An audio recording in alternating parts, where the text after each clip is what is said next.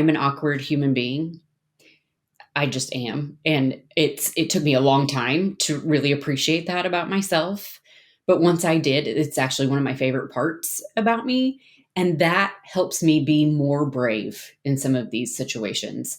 I think when we embrace the awkward, when we're not constantly trying to run from it or push it away, when we're saying things like, right, this is going to be awkward, let's go do it. I think that does start to shift that mindset. My company has a core value: awkward is okay. It's what we do. Awkward really is okay.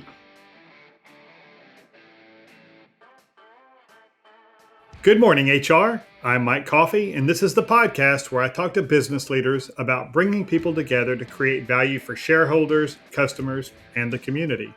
Please follow, rate, and review Good Morning HR on Apple Podcasts, Stitcher, Spotify, or wherever you get your podcasts. You can also find us on Facebook, Instagram, YouTube, or at goodmorninghr.com. It'll come to no surprise to anyone who's ever tried to lead people that we're all kind of a hot mess.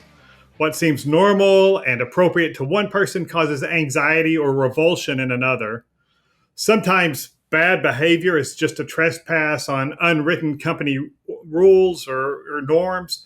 And other times it's the result of somebody intentionally breaking the rules. Or maybe somebody's performance is up to snuff, but we don't want to address it because we know they're going to take it personally or resentfully, and it's just going to be icky. So these and 1,000 other scenarios often result in awkward conversations that many leaders dread. Why won't people just be normal and sane for just a couple hours a day, and our lives would be so much easier? But my guest today says that we can master the awkward conversations in our business and daily lives by changing our mindset and by practicing. Kristi Spaethe is president and principal consultant of The People Perspective, an HR consulting firm based in Tulsa, Oklahoma.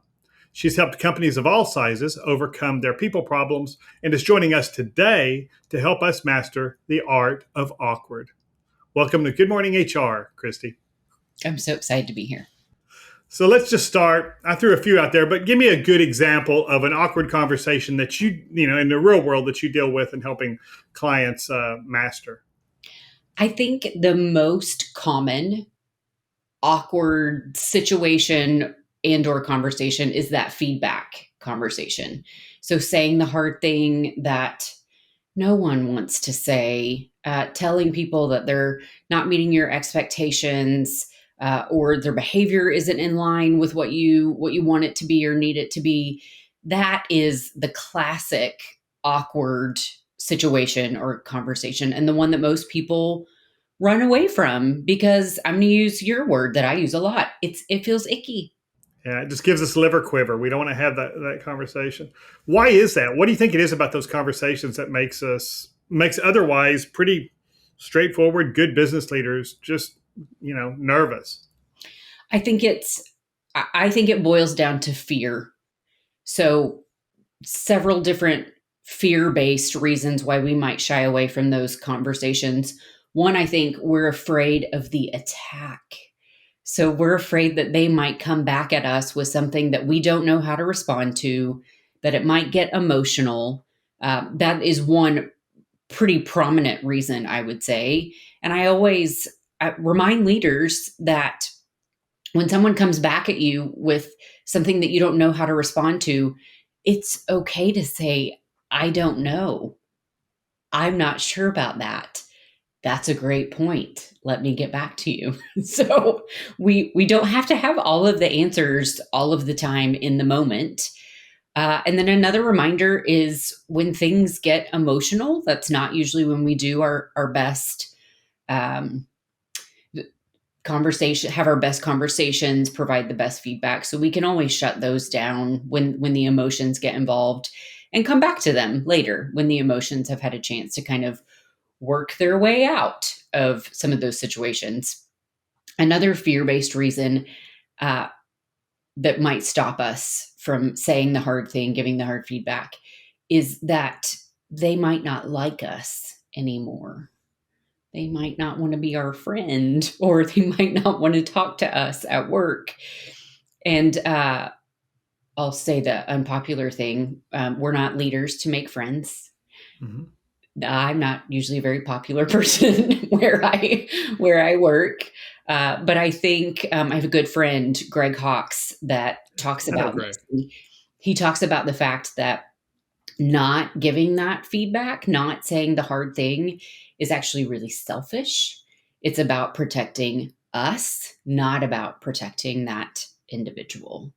And then the last fear-based reason why I think people don't wade into these conversations is exactly what we're talking about today. It is the fear that it will be awkward. And this might be a segue for us. It probably will. And awkward is okay. So I think the sooner that we embrace that and acknowledge it, the sooner we can just move past that as an excuse and go do the thing that we're supposed to do as leaders. So let's say we've stepped into the awkward conversation and we've decided we're going to have it. What are the, other than not having it, what are the mistakes that leaders make along the way of actually, painting themselves in a corner or whatever happens? I think there are several common mistakes. First, I live in the South. And I talk about, particularly in Oklahoma, I talk about that we are Oklahoma nice. So there are a couple of ways that we use Oklahoma nice that does not usually go well in these conversations. The first one is that when we need to say the hard thing, we tend to preface for 5 minutes before we actually get to the meat of the conversation. And I'm here to tell you that if you preface for 5 minutes with me, I'm not listening to you. I'm thinking, I'm fired. What did I do? And I'm not listening to you anymore. I think the other thing that I talk about quite a bit is the feedback sandwich. So when we need to give some constructive feedback, it makes it feel a little bit nicer if we sandwich that feedback in between two pieces of positive feedback. And that feels better. That makes us feel better as leaders. But here's what it does to the person that you're giving the feedback to: it's confusing, it's inauthentic, and we all have the people in our lives that aren't going to hear the real reason for the conversation. They're just going to hear those two positive things. So I think that I hope that answered your question. I think Yeah, no, that's good. we tend to muddy it down to make Yeah. ourselves feel better. Yeah, and then I think the other thing we do, certainly I've done in the past, is push off the awkward conversation until I'm at the point where I'm angry, and so now uh, any chance of it really being a constructive conversation is kind of blown if I don't get my head straight first. And I've seen that certainly in managers. You know, it's kind of like performance reviews, right? We don't give feedback until we're forced to at the end, performance review time, and then suddenly the employee is blindsided because they've had so much dumped on. We talk about when's the right time to have that awkward conversation. Yeah, I think the sooner the better. I think that awkward conversations should be private.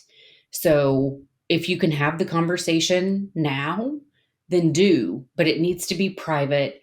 And we're talking about how this can go wrong. It can go wrong for me if I don't feel prepared. So I need to have put some thought into what my key talking points are, what I need to make sure I cover, and how I'm going to do that. Otherwise, my nerves come into play. My emotions might come into play. So I think the timing is critical. The sooner the better. If you have regularly scheduled one on ones with your people and you've got one coming up, it can definitely wait until then. But it is not, to your point, something that we keep in a journal that we're going to address in 9 months during their annual performance review. That doesn't go well for anyone. And so that preparation, you make some notes and kind of outline the conversation. What does that look like beyond that? Yeah, so I actually have a feedback loop that I teach and I coach with my clients.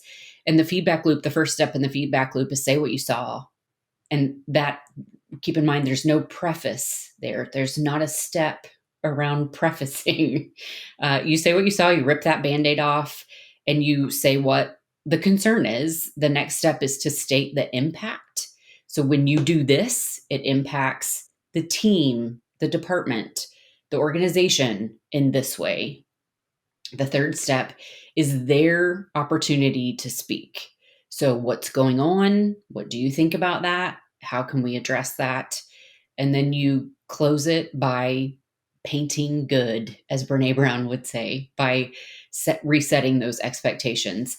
And I prepare by walking through all of those steps and taking notes accordingly. So, what am I going to say around, what the problem is and what is the impact? And then if we've all known the rabbit trailer, I call them, the deflector. When I have those notes in front of me, I know what I need to get back to. I know what I've covered and what I haven't. So if you get to that point where you're getting the feedback from the employee and they throw up a rebuttal of sorts, or, well, you never said, or, well, so and so did this, or whatever, how do you redirect that conversation back to what you're sitting there to talk about? I think it depends on what that rebuttal is. The very popular rebuttal of, well, so and so does this, or why aren't we talking about this? That always comes back to, we're here to talk about you. This meeting is about you. Thank you for making me aware of that, but we're here to talk about you. I have an example from early in my career that I talk about quite a bit, where I brought something to the attention of one of my employees, a behavior trait that he did. And he said, I said, are you aware that you do that? And he said, no. And I had a moment of, oh no, oh no, I don't know what to do with this. And all I said was, could you just take the night? So sleep on it, start paying attention to your body and, some of the things that I'm telling you that you do, and come back to me and let's revisit it. And he was in my office the next morning and he said, you're right. I so do that. Help me fix it. So sometimes it doesn't have to be neat and tidy at the end. It's okay to send people off with the action to just think about it and process through it, and then regrouping, making sure that you regroup at the appropriate time after that. So in the case where it's a behavioral issue, where, the employee is, often just making a decision, this is how I'm going to do something, or this is how I'm going to treat people, or whatever. That's one way that's one circumstance. But then you've got the other circumstance where it's just a matter of competence or skill that they haven't developed. Are those conversations different as far as how you prepare, or is it pretty much the same kind of steps that you had in that feedback loop? I would use the exact same steps.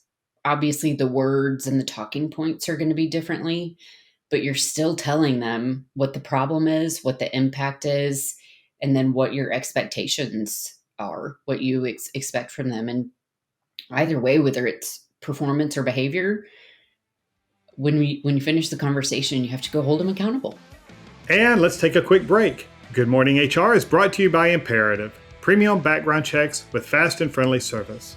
If you're an HRCI or SHRM certified professional, this episode of Good Morning HR has been pre-approved for 1/2 hour of recertification credit. To obtain the recertification information, visit goodmorninghr.com and click on Recert Credits. Then select episode 23 and enter the keyword awkward. That's AWKWARD. Just a reminder that we have a library of previously recorded webinars on our website at imperativeinfo.com. Each recorded webinar is approved for 1 professional development credit for SHRM certified professionals and 1 hour of recertification credit for HRCI certified professionals. Some are even approved for business or ethics credit. and they're free. And now back to my conversation with Kristi Spaethe. And so what does that look like? How do you set those expectations? I mean, is this, I hate 90-day probation periods and stuff like that. I've tried to talk clients out of them for years. So what does that look like, though? We're going to revisit and what? Or is it a revisit issue, or is it a contact me, let me know if you need help making this change? Or how do you set those expectations, that follow up or whatever? Yeah. Let me just say really quickly, I also do not like 90-day probationary periods. I too try to talk clients out of those, but I'll give you the lawyer answer. I think it depends on how you hold them accountable. If it's something as simple and straightforward as attendance, then the expectation is you're at work on time and you're following our call-in procedures, period. And the next time you violate the policy, we're going to move down this path, whether it's progressive discipline or a performance improvement plan. If it's the behavior issue is usually the trickier one. But it's, I've had it where when it's let's talk about the hygiene issue. That's always the doozy. There's a gentler approach. And I think that's taken me a long time throughout my career to realize that we don't have to come in as the strong arm every time. Sometimes a gentler approach is appropriate, but I still think that accountability is key. I was coaching a leader that uh, was telling me about a hygiene issue he was working on, and I followed up with him in our next session, and he kind of fluffed through it. And I said, "Does he still smell?" And he said, "He does." And I said, "You're going to have the conversation again." Yeah. And I think we've all, if we've been in HR very long, we've had that conversation, and Hard. and often it really is a surprise to that person. I mean, I think they're used to, whatever it is, and just aren't, that's, and everybody dreads that conversation. Yes. And what are there any, what are, on the legal side, are there any specific concerns you would say that an employer or a leader should think through before they address an issue?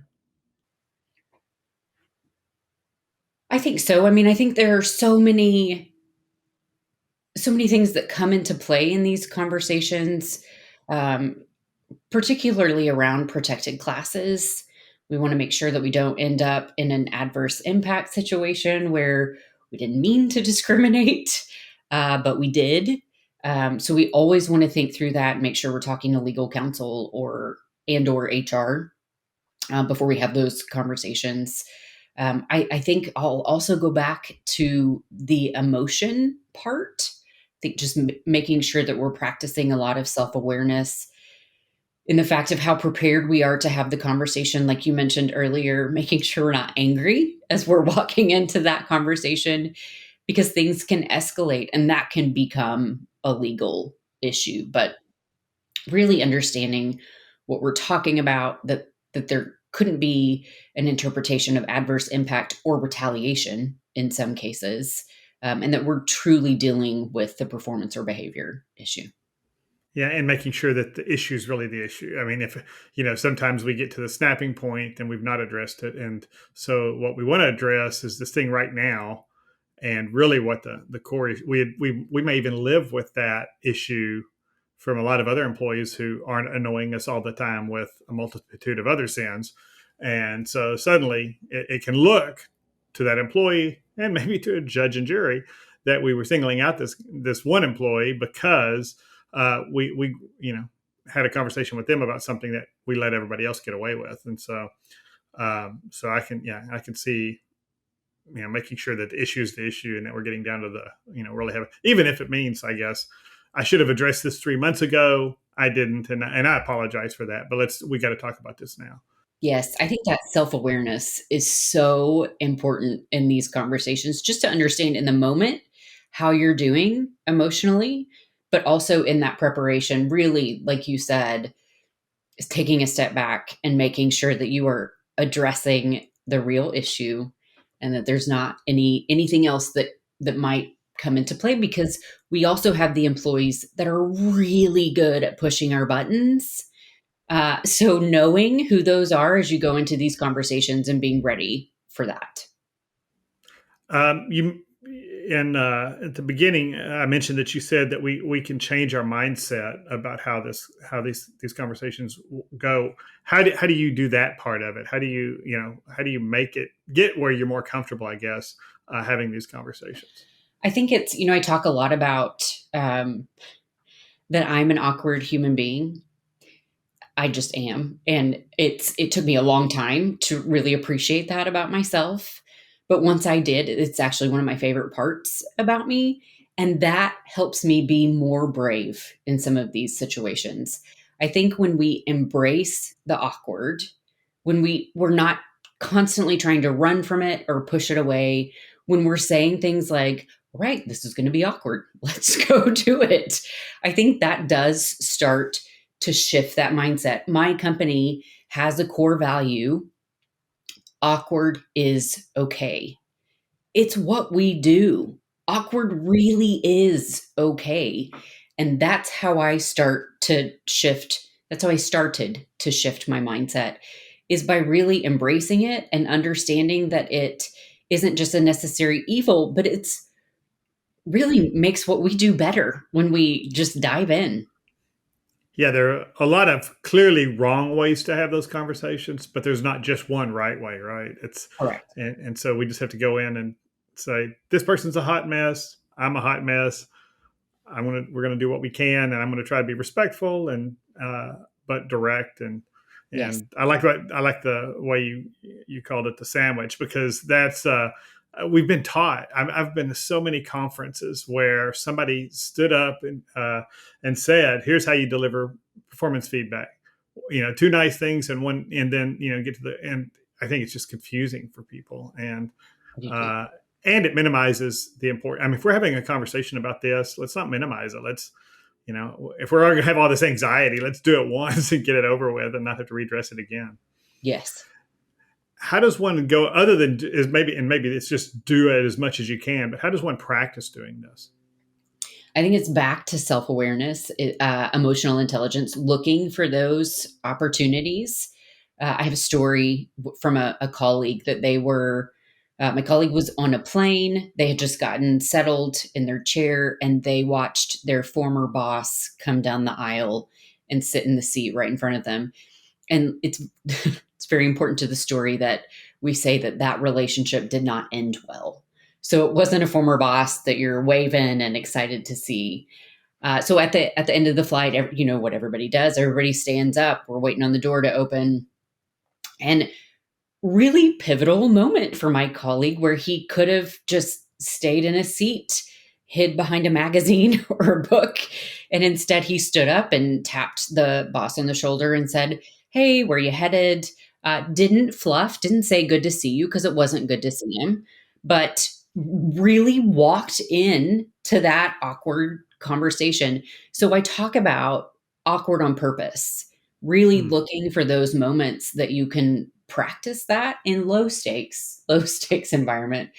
If somebody cuts in line, I just heard somebody say the other day, we're supposed to let people cut now. But I think that's a great place to practice that.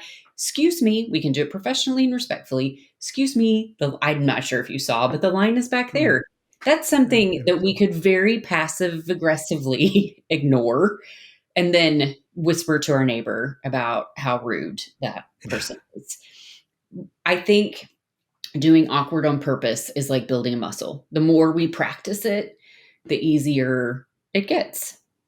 Yeah, I think between the movie Office Space and all the attention that Karens are getting in the media lately, where it does seem there's a lot of incentives out there and popular culture for us just to swallow this and not push back or suggest that maybe this isn't the right thing to do. And so, you know, I think that's a really bad thing if we're concerned about company performance. And I think it's really important to note when I tell people to practice the awkward, to be intentional about it. I'm suggesting that you do it respectfully. I'm not suggesting that you call people out or really get aggressive with it. But there are low stakes situations where you can practice doing this professionally and respectfully. Great. Any other tips for a leader who's trying to master the art of awkward? I'll say it again. I feel like I've said it a lot. I think self-awareness is really important here. We all have different ways that we move through this.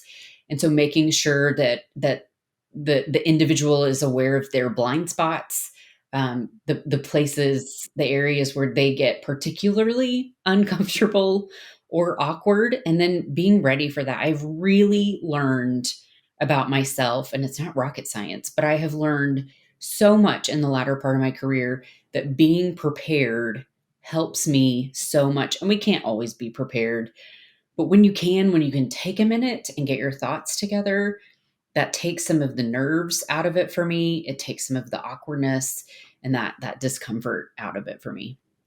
Yeah, and I think we'd all be better off if we had if a lot more of our leaders were more self-aware. And it seems like when you have to have those conversations, some folks' default is to play up, play to sit in that power role and kind of put on that facade. And I'm not sure that that's really helpful or constructive if you're trying to salvage a work relationship or something like that by being frank and honest. I think it undercuts credibility. I see that happening a lot.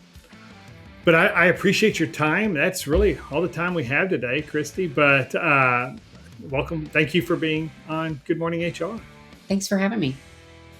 And thank you for listening. You can find previous episodes, show notes, and contact info for our guests at goodmorninghr.com or on Facebook, Instagram, or YouTube.